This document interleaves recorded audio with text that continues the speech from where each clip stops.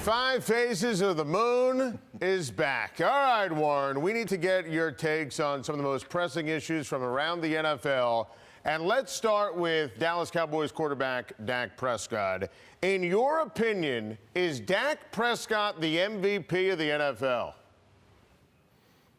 You know what, Adam? He's making a great case for it, but right now my MVP favorites are Matt Ryan, a veteran at the Atlanta Falcons who really got out the gate fast, having a tremendous season for the Atlanta Falcons. Probably doesn't have as much to work with as Dak does.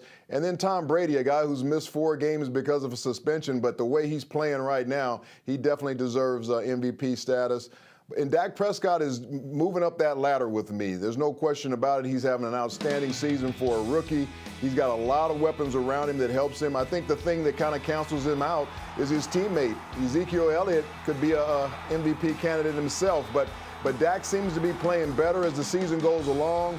It seems like he's got a calming influence now that Tony Romo made that concession letter last week that is his football team, and he came out and had a strong performance on Sunday. So he's moving up the ladder as an MVP candidate, but right now those two guys are just a little bit in front of him. I agree with you completely, and the Ezekiel Elliott point is superb. I love Dak Prescott. He's amazing, but I would rank Zeke ahead of Dak when you talk about team MVP and also the MVP of the NFL. All right, phase 2 of the moon.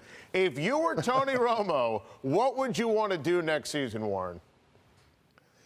Yeah, what a tough situation for Tony Romo. Probably the best football team he's been on, and he can't be a starting part of it. But I think there's still a lot of season left to go. There's 6 games plus the playoffs left. So Tony just needs to play this season out and see exactly where it ends. And then if it doesn't end the way he wants it to, as far as him being back on the field, look around the league and see what's the best opportunity for him going forward. I'm sure he wants to win a Super Bowl at some point in his career.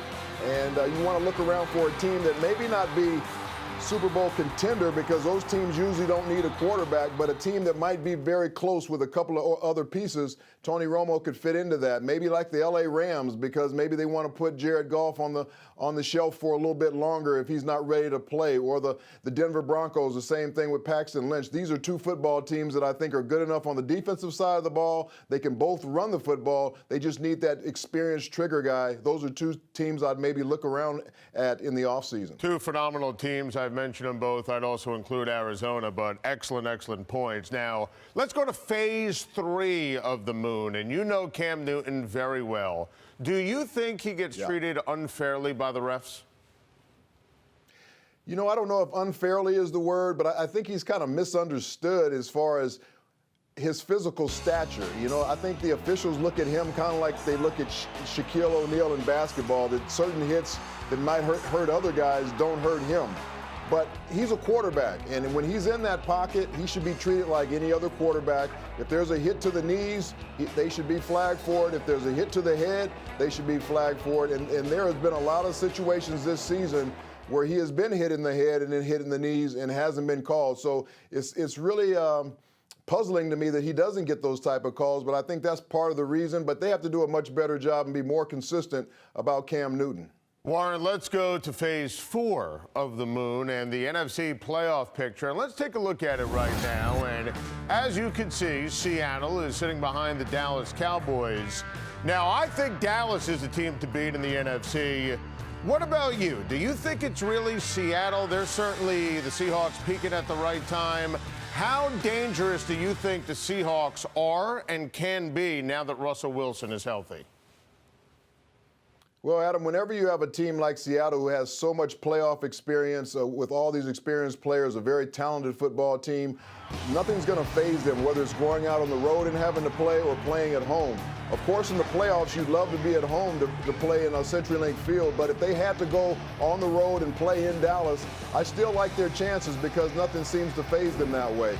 Russell Wilson has become much more healthy. He's mobile, and that's what makes him a special player. They're running the football better now. They ran for over 150 yards in the game on Sunday, and then you know how good their defense is. So when you have a team that's complete like this, they always have a chance to win. So I like their chances, even though Dallas is playing some outstanding football right now. All right, Warren, let's get into phase 5 of the moon, and this one drives me crazy. And as a Hall of Famer, I can't wait to get your take.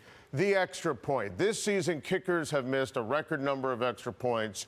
12 missed on Sunday. That's a one-day record.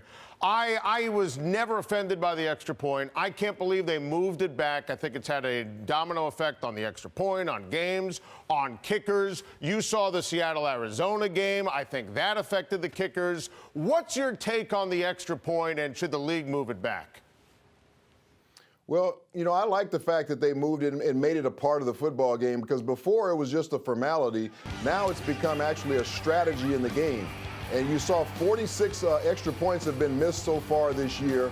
You saw a couple of teams win games by blocking an extra point and returning it back for a touchdown. You saw the Seattle Seahawks do the same thing. So it has become a big part of the game now, and it's something that you have to really worry about. And the extra point is in a lot of kickers' heads around the league. That's why you see so many kickers missing. The only part I don't like about it is because of the safety issue. Now, all of a sudden, the extra point, because it's a field goal attempt, there's a lot more collisions, a lot more dangerous play on those field goal attempts because of these teams now trying to make a great effort to block these kicks. So that, from that part of it, the safety part, I really don't like it, but from a strategic part, it has definitely become more of a part of the football game.